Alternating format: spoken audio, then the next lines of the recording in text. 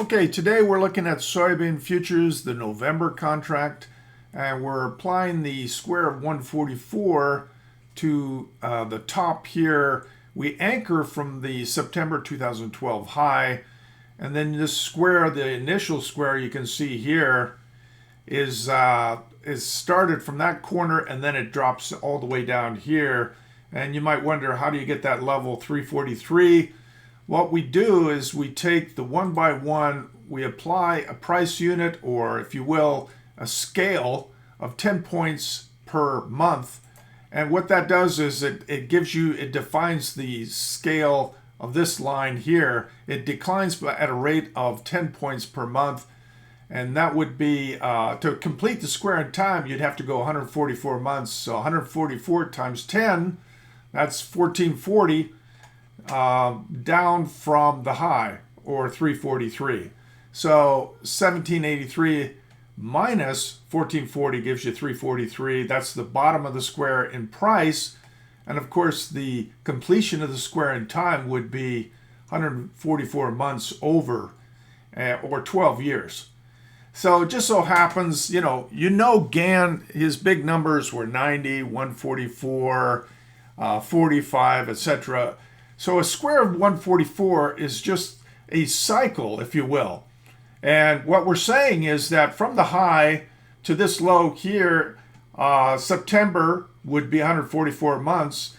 One little nuance for Gann is that he said that in the month prior to a major cycle coming due, you can look for a change. So in other words, you don't have to wait till September. You can look for it to start to move up in August, even before you complete the cycle in September. And then if you close above 1063, that 50% division, then you have a price confirmation that you're starting to move up. So time and price, when they come together, you get a trade.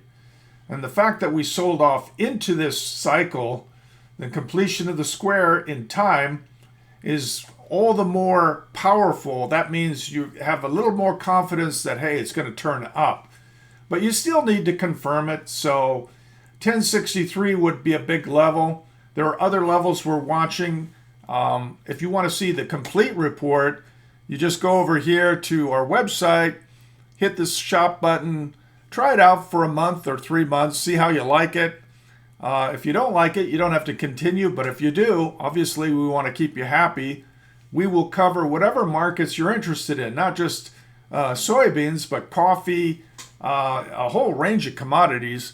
And we are covering commodities more actively now because we are in a commodity bull market. And you've seen all that money that's coming out of tech land. The popping of the second tech stock bubble has released a lot of money, and it's looking for a home. Some of it's going to commodities.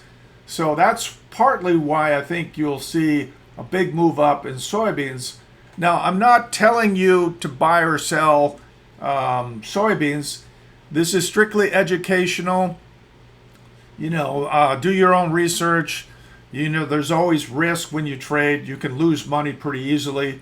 But just explaining the Gann theory, what Gann would say is that from the high to the low, 144 months is a big cycle.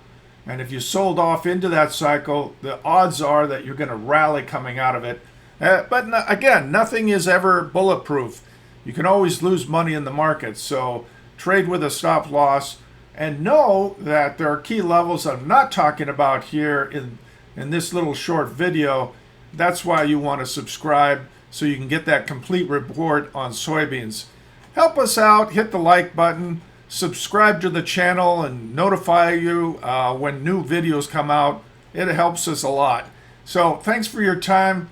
Good luck in your trading. I hope this has been helpful.